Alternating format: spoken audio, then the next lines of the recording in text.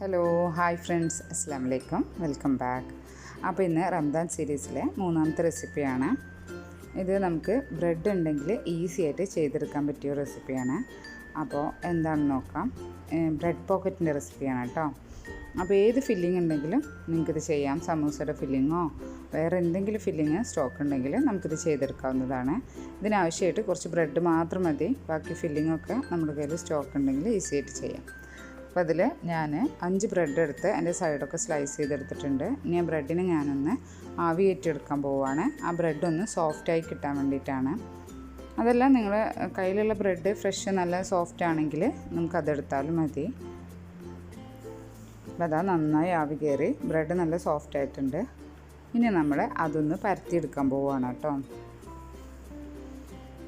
പരത്തിയെടുക്കുമ്പോൾ പ്രത്യേകം ശ്രദ്ധിക്കുക, അത് പൊട്ടിപ്പോകരുത്. ഇപ്പോൾ ഇതാ നമ്മൾ നന്നായി പരത്തിയെടുത്തിട്ടുണ്ട്.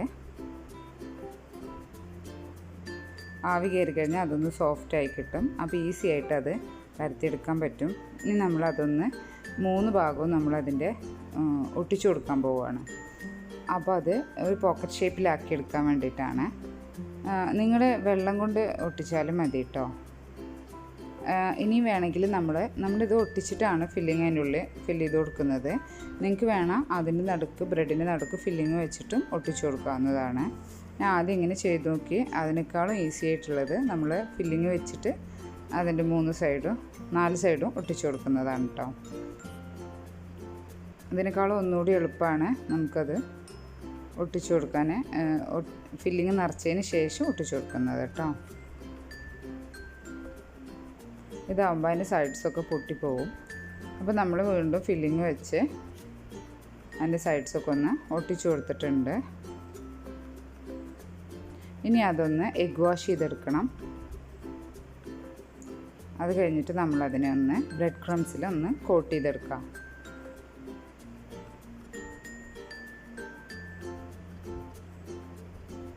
ബ്രെഡ് ക്രംസിൽ നമ്മളത് കോട്ട് ചെയ്തെടുത്തിട്ടുണ്ട്.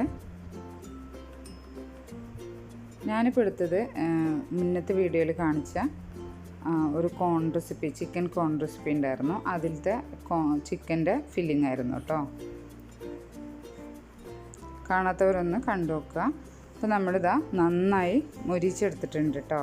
നല്ല ഗോൾഡൻ ബ്രൗൺ കളറാക്കി എടുത്തിട്ടുണ്ട്. റെസിപ്പി നല്ല ഈസിയാണ്. ബ്രെഡ് മാത്രം മതി. ബ്രെഡ് ഉണ്ടെങ്കിൽ നമുക്ക് ഈസി ആയിട്ട് ചെയ്ത് നോക്കാൻ പറ്റിയ റെസിപ്പിയാണ് കേട്ടോ. അപ്പോൾ